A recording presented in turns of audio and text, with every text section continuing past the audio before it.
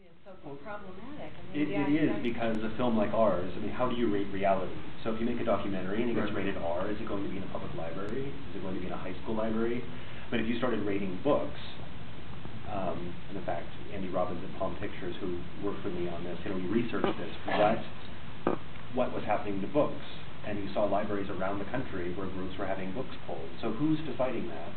And that's really scary when you've made a film about something that's important to young Americans and you can't get it on a library shelf. I love the fact that you're raising books, because that's my standard. I mean, would any of us tolerate any of this for books? I mean, even the idea of having a P or a PG on a book somehow seems to me completely anathema to what we demand. And why should films be less protected? Or almost any other art form. Mary brought up the idea of music, and even though there's been a lot of heat on certain rap records and stuff like that, it's not like there's any record out there that a child can't buy. Am I right about that? Yeah. It's not like you're not allowed to.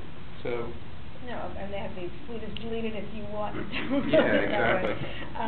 There are proposals to criminalize the sale of certain labels, music, video games, and other things to minors. So that's afloat in the culture, and there are certainly proposals to rate books so that librarians will know where to shelve them in a different way than the Dewey Decimal System, and so that people will know what to object to when they want to object to them.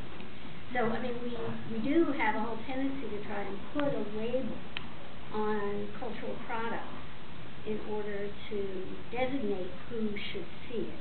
And I think this is the context in which we need to think about the issues the film raises, because if Nadine is right, then we need to think about whether or not labels are really useful, and if they're not, and people do want information, is there another way in which information can be provided that would be more useful for people without being so reductive? So that's my sort of follow-up question to this little conversation.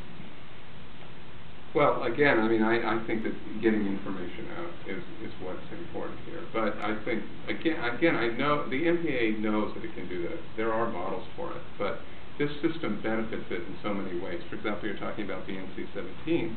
I think the MPAA gains a benefit by censoring films with sexuality, and particularly gay sexuality, because its primary focus is its lobbying in Washington. And right now, Congress is controlled by the right wing. And so if it appears to come down hard on films with sex and gay sex, it can ingratiate itself to that right wing and can get the bills that it's trying to get through, particularly some very onerous bills around intellectual property through, which really add billions of dollars to its bottom line.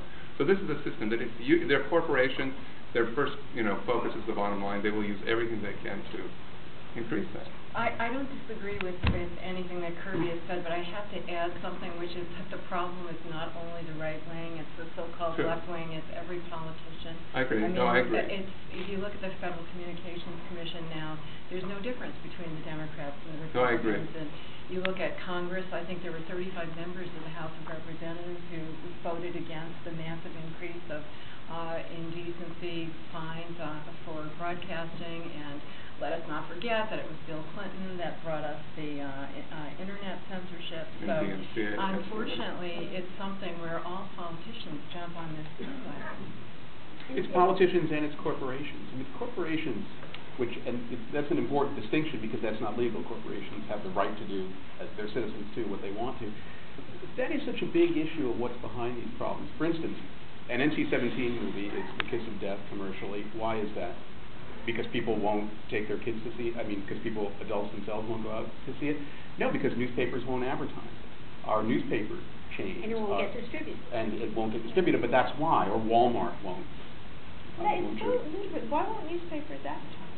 Because the thinking in newspapers is very conservative. It's like, remember that line in All the President's Men where Ben Bradley said, this is a family newspaper. It's sort of a joke.